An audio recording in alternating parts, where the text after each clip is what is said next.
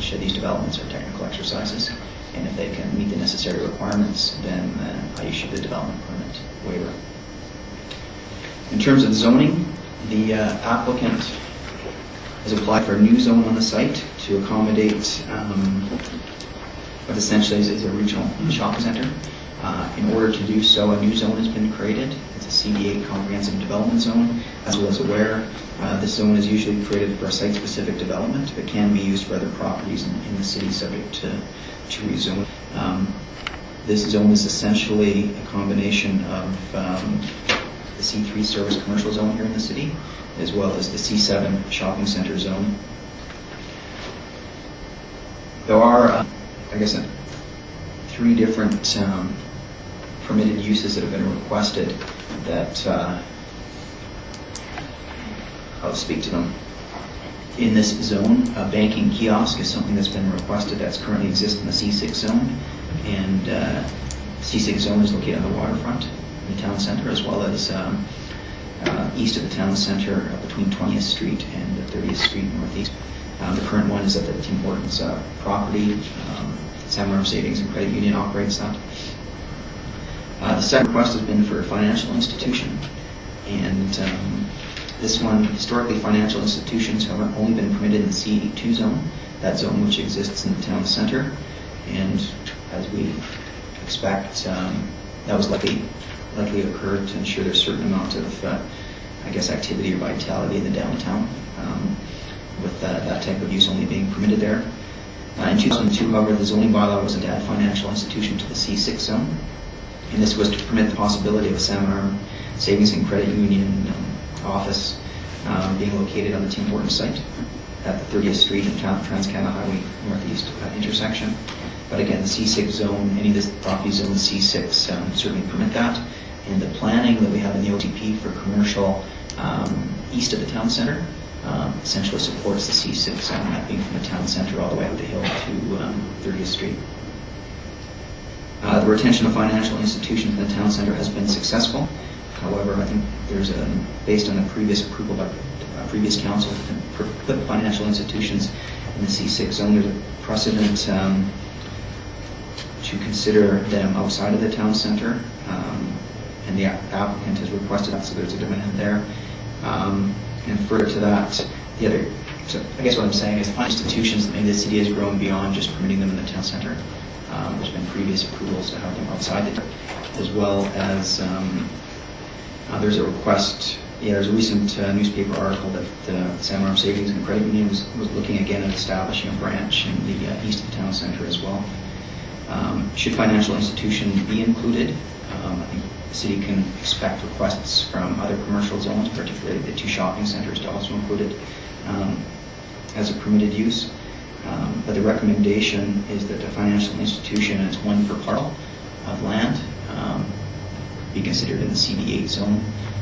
As I'll mention, each parcel, the minimum parcel size is 5 acres in size.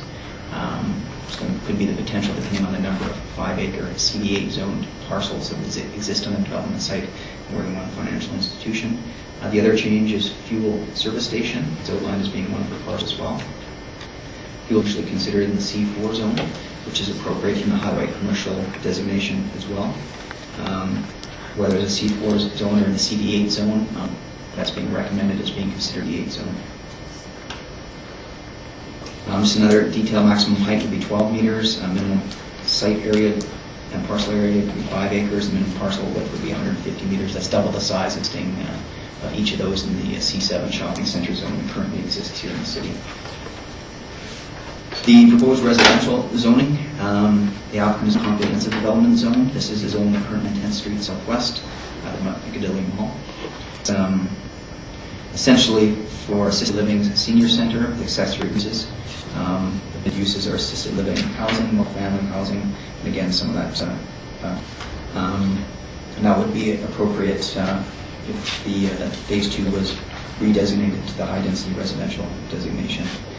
Mentioned under my discussion about the high-density residential OCP designation, staff are not recommending that at this point in time, and therefore staff are recommending the A2 rural holding zone instead, for the reasons I previously mentioned.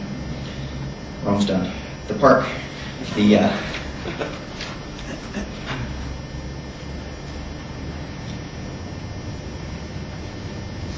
So moving into park, what was, council can recall, the northwest portion of the site. The applicant is proposing to donate a little over 8 acres to the city for park. That would consist of about 3.3 acres of habitat along the riparian area of the Salmon River, as well as about 5 acres in size to accommodate the storm pond.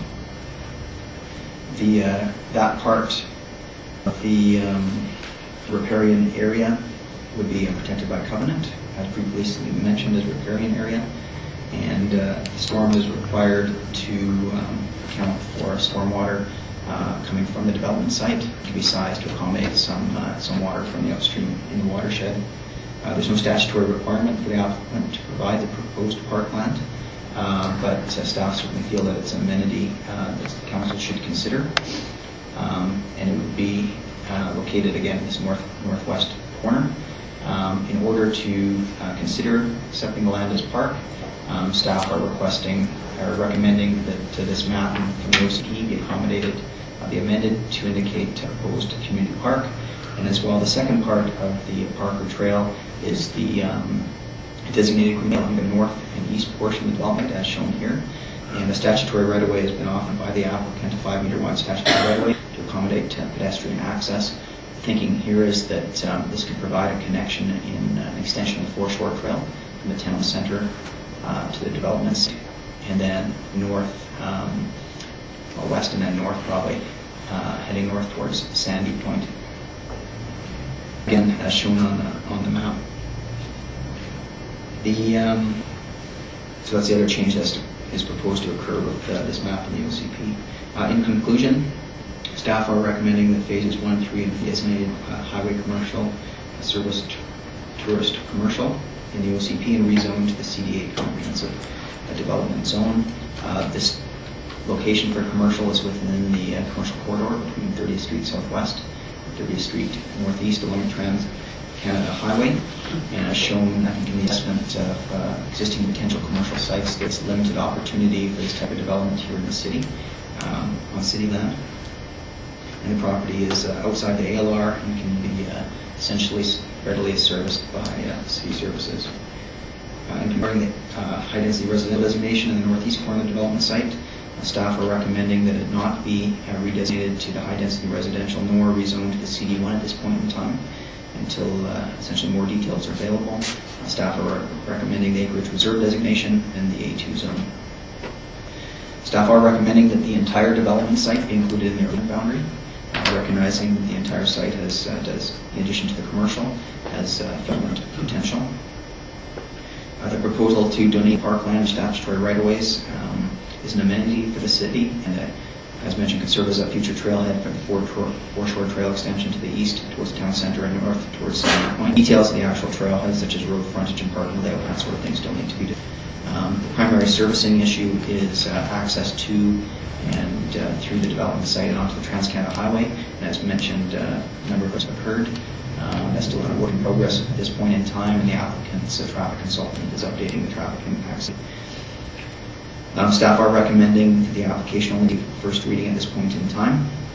First reading enables the application to be public, and prior to second reading, it's recommended that the applicant hold a public meeting, open house, to provide it to the public and receive community feedback. The applicant may speak to that a little bit in a moment as well. The other thing prior to second reading with being complete and the ministry and the city being in agreement in terms of required regarding traffic and transportation. That's it. Thank you. Any questions? The applicant is, like I said, with Smart Centers. I work out of their Richmond, BC office, which is the Western Regional Office. I guess I should just thank staff for such a competent report, and it's not typical that we don't apply for a DP with our rezoning. And I'll say that in this case, the situation exists that